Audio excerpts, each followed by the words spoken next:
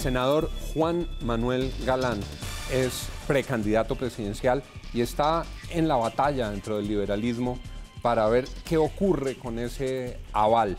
En las últimas encuestas sale por delante de candidatos como Humberto de la Calle y Juan Fernando Cristo. Con él vamos al punto, senador, bienvenido. Muchas gracias, Juan, por la invitación y lo felicito por su nuevo cargo de director de Red Más. Bienvenido. Gracias. ¿Cómo va el asunto liberal? ¿Qué está pasando? Porque vi una entrevista muy dura de Juan Fernando Cristo despachándose contra César Gaviria y contra Humberto de la Calle. Pues yo hace varios meses advertí lo que iba a pasar y efectivamente está pasando. Entraron entre una confrontación de egos, una confrontación donde la dirección del partido no es imparcial en este proceso de selección del candidato presidencial, sino que ha tomado partido desde el primer momento por el doctor Humberto de la Calle. Lo que dijo Cristo usted lo había dicho antes. Yo lo dije hace varios meses. Dije, el doctor César Gaviria ya expresó su preferencia por el doctor Humberto de la Calle y el doctor César Gaviria va a ser juez y parte, porque es el que va a entregar los avales del Partido Liberal a los candidatos al Congreso de la República, y esos avales van a llevar un condicionamiento implícito de apoyar a su candidato, que es el doctor Humberto de la Calle, que fue lo que ocurrió en septiembre de 2009 con el doctor Rafael Pardo, que posteriormente en la elección presidencial de 2010 obtuvo 600.000 votos, que casi nos cuesta la personería jurídica. Casi pierde el partido. Liberal. Doctor Galán, pero mientras eso pasa, por su parte, César Gaviria le reclama al gobierno porque dicen que, por ejemplo, en el Ministerio del Trabajo le hacen mandados políticos a Cristo. César Gaviria le dice al presidente, usted no es neutral, el gobierno está ayudando a un candidato. Claro, pero si César Gaviria fuera neutral, entonces él tendría, digamos, esa autoridad para reclamarle al gobierno imparcialidad en todo este proceso de la selección del candidato liberal. Pero como él no es neutral, él no es imparcial, y con los avales del partido está direccionando apoyos al doctor Humberto de la Calle de los candidatos al Congreso, pues eso también genera unas distorsiones y unas problemáticas muy complicadas. A todo esto métale la tutela de Sofía Gaviria, la discrepancia de Vivian Morales porque las querían obligar a firmar un manifiesto. ¿Usted cómo analiza ese episodio del manifiesto? Bueno, yo creo que ellas tienen todo el derecho de estar dentro del Partido Liberal y de militar dentro del partido. Además, fue el mismo partido el que las llamó a ser parte de sus listas. El doctor Simón Gaviria fue quien llamó a la doctora Vivian Morales en el 2014 a que hiciera parte de las listas del Partido Liberal, pues a sabiendas de las creencias, de las posturas de la doctora Vivian Morales. Claro, cuando la llamaron ya sabían qué pensaba Vivian Morales. Exacto. Ahora bien, yo coincido en que si uno está en un partido, si el partido tiene una plataforma ideológica, unos programas, unas propuestas, pues hay unos mínimos fundamentales que uno tiene que comprometerse a respetar si está militando en ese partido. Y pues el Partido Liberal ha dicho que uno de esos fundamentales es el respaldo al proceso de paz y la implementación de los acuerdos, y también pues los principios de no discriminación a ninguna minoría ni tampoco a los solteros, en el caso de las adopciones de parejas del mismo sexo, que es el referendo que propuso la doctora Vivian Morales. Yo lo que espero, Juan, es que entren en sensatez los dirigentes del Partido Liberal, que desmonten esa consulta de 40.000 millones de pesos que va a salir de los contribuyentes colombianos que están pagando la reforma tributaria en este momento, que lo hagamos en marzo. Todavía se puede desmontar la consulta y pues, lo pueden hacer en si marzo. los precandidatos renuncian, pues por sustracción de materia el registrador. ¿Y si es en marzo usted participaría? Si es en marzo yo participaría porque es un momento donde el voto de opinión, usted fue candidato al Senado de la República, el voto de opinión en las elecciones parlamentarias se expresa, participa, y ahí hay posibilidades de competir y se ahorran todos esos 40.000 millones de pesos que vale esta consulta, que además arrancó en 150.000 millones, la bajaron a 85.000 y ahora va en 40.000, con menos puestos de votación, menos mesas de votación para que la gente participe. Doctor Galán, en este proceso, ¿cuál sería como la fecha, el plazo máximo para que se puedan desmontar? ¿Puede algo ocurrir en el curso de esta semana? ¿Usted ve movimiento en favor de esa teoría? Pues yo espero que sí. A mí, ¿qué me preocupa? Que el que ha sido más terco con la consulta de noviembre siempre, insistiendo en esa fecha para la consulta, ha sido el doctor Humberto de la Calle. Entonces, ¿qué es lo que pasa? Que en un momento dado, si el doctor Cristo renuncia, que el doctor Cristo ha tenido una postura un poco más abierta y acepta la fecha de marzo para realizar la consulta, si el doctor Cristo renuncia, primero que el doctor de la Calle, entonces van a proclamar como candidato único del Partido Liberal al doctor de la Calle, con una intención de voto que no es la mejor. Muy precaria han mostrado en las encuestas. Doctor Galán, a usted le viene por sangre una batalla que heredó de su padre en defensa de las consultas. Como un karma. No, como un karma. Sí. Y pues finalmente esa fue la exigencia de su padre para volver al Partido Liberal, y cuando estaba en la consulta lo asesinaron. Exacto. La consulta de marzo recompondría retorno eventual de Vivian, de Sofía Gaviria, de los otros candidatos suyo. Claro, y la consulta que defendió mi padre fue la consulta de marzo de 1990 con las elecciones parlamentarias. Con las parlamentarias, esa era la consulta Esa era que la habían consulta aprobado. que él defendía, y la defendía no por un capricho, sino porque entendía que era la manera de que el Partido Liberal se democratizara y se renovara.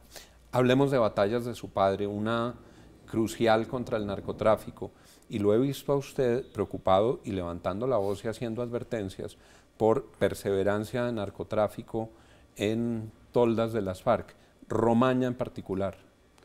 Sí, hay informaciones que indican que alias Romaña de las FARC anda incursionando en operaciones de narcotráfico en el sur del país.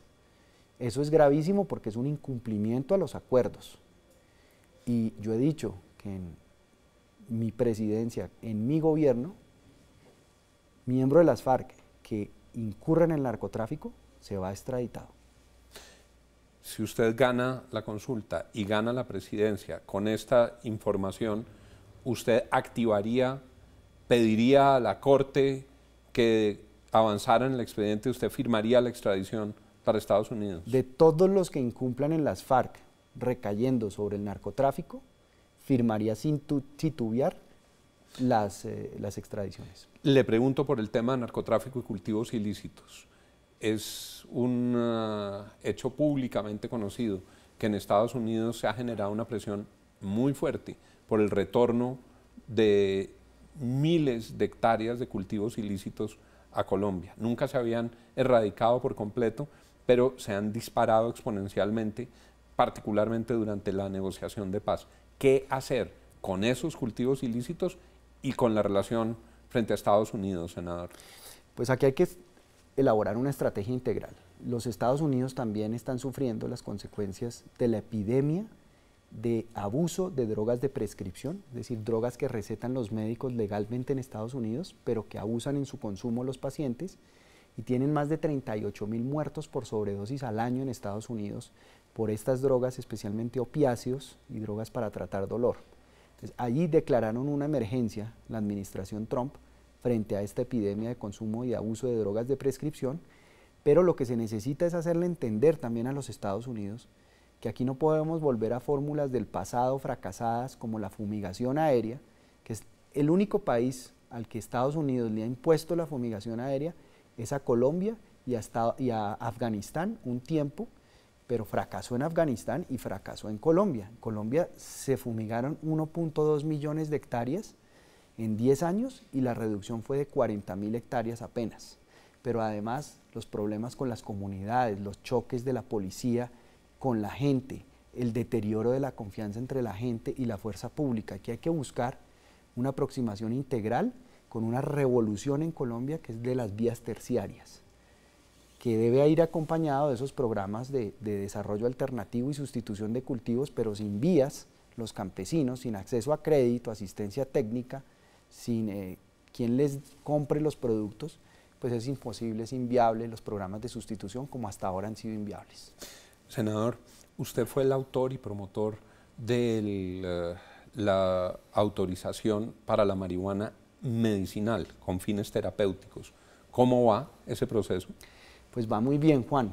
Ya tenemos no solamente ley, sino decreto reglamentario y resoluciones reglamentarias del Ministerio de Salud, Justicia y Agricultura para las licencias. ¿Y ya hay gente trabajando en eso? Ya hay personas que tienen las licencias y que están trabajando en emprender proyectos productivos relacionados con cannabis con fines medicinales. Mucho de ese cannabis sirve para exportación porque el mundo tiene una demanda inmensa de CBD, que es un componente de la marihuana, que sirve para tratar, por ejemplo, a los niños con epilepsia refractaria que se vuelven fármaco-resistentes.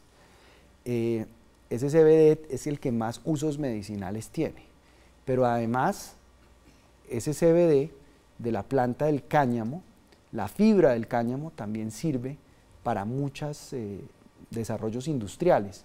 Por ejemplo, el plástico de la industria automotriz, todo lo están reemplazando por cáñamo. Por cáñamo, sí. Porque es más liviano, porque no se astilla en caso de accidentes. Así es más flexible.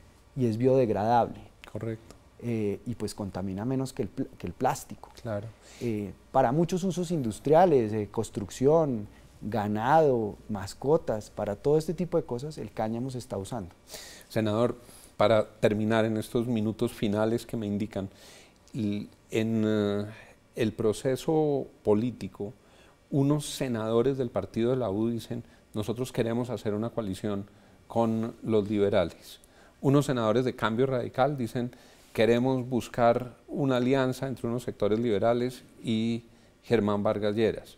Otros sectores de la coalición de Claudia López, Sergio Fajardo y Jorge Robledo señalan unos candidatos con los que nunca se juntarían, pero señalan algunos candidatos con los que se juntarían y un nombre como el suyo, si no está dentro de la máquina liberal, seguramente lo considerarían. ¿Hacia dónde miraría Juan Manuel Galán eventuales coaliciones, eventuales alianzas? Pues Juan, yo creo en una propuesta de centro para el espectro político. Yo creo que los extremos están absolutamente copados en Colombia como opciones. La derecha tiene sus candidatos y está claramente definida, identificada, la izquierda también, pero el centro, el espacio del centro político, que lo podría ocupar un candidato liberal. ¿Quiénes están en el centro hoy? ¿A quiénes ve? Pues no veo. No se refiere al centro democrático. No, esa es la ¿Quiénes derecha. están en el centro político? Nadie está representando al centro, porque realmente el doctor Fajardo, el que uno podría creer que está en el centro, pues se ha ido desplazando por sus acuerdos y sus alianzas hacia la izquierda.